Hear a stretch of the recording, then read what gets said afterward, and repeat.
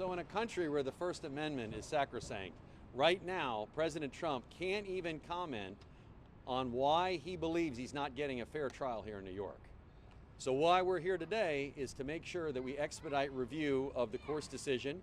We're pleased that the court granted an expedited briefing schedule, but what's really shocking is the Attorney General refused to do anything to expedite review of this. Why? Because this Attorney General wants to continue the rigged case that she's had all along.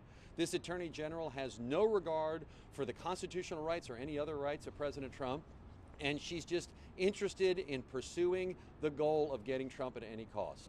It's really shocking that someone who doesn't have any standing, the order doesn't affect the Attorney General, refuses to get out of the way to allow us to appeal to a higher court, which is President Trump's right. This Attorney General wants to do everything to make this unfair delay.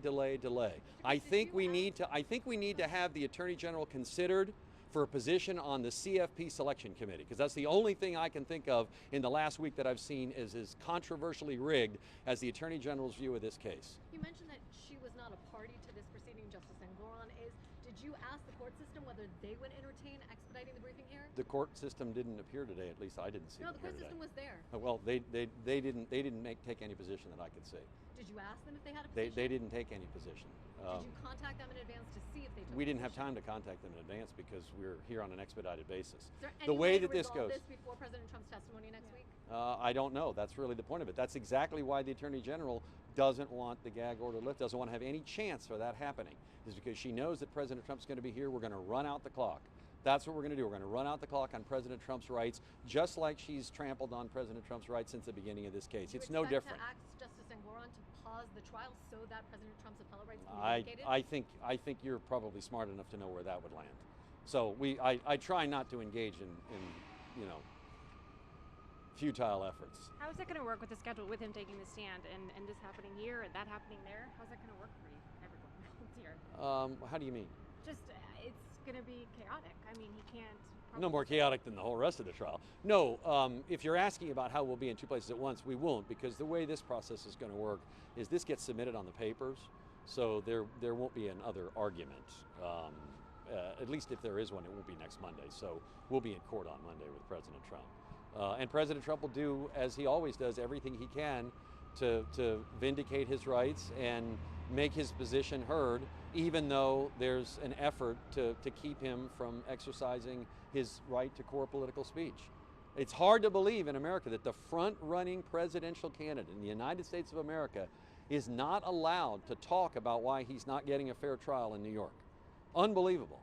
Is he coming this week? You'll have to check his calendar on that. I believe that I've received notification that he'll be here on Thursday. Mr. Kise, you mentioned that the Attorney General wouldn't agree to expedite the briefing. Weren't they just ordered by the court, however, to get their briefing in by 10 a.m. on Monday so that this matter could be heard in an expedited They were, fashion? but they could have agreed to do it sooner than that even. The fact that we had to go upstairs to the court and have them be ordered to expedite their briefing is a shocking tribute to how much this Attorney General wants to trample the constitutional rights of President Trump. But this matter could be decided by the appellate division as early as Monday afternoon? That's really up to them. I mean, it will be submitted to the appellate division by 10 a.m. on Monday, but when they decide the case is entirely up to them, as always with the appellate division. We certainly appreciate the appellate division expediting it as much as possible within the limitations that they have. Are you worried that your client's going to break the gag order when he testifies on Monday? I don't worry about my client violating the law. What I worry about is my client getting a fair trial. And so far, we've had a real hard time doing that. And so that's why we're here. That's what we're trying to do. We're trying to vindicate his fundamental constitutional rights. If this were anyone else, I mean, does anyone in America have any doubt that if this were anyone else, we would even be having this conversation? The Attorney General wouldn't be doing everything she possibly could to trample his constitutional rights, to keep him gagged, to keep him from proceeding forward, as is anyone's right to go to the next court and have it reviewed. Is there any doubt?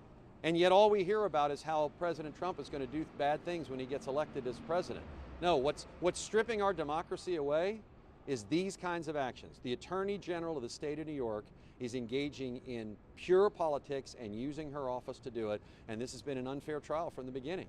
And she's making sure that the deck is stacked against President Trump. Thank you.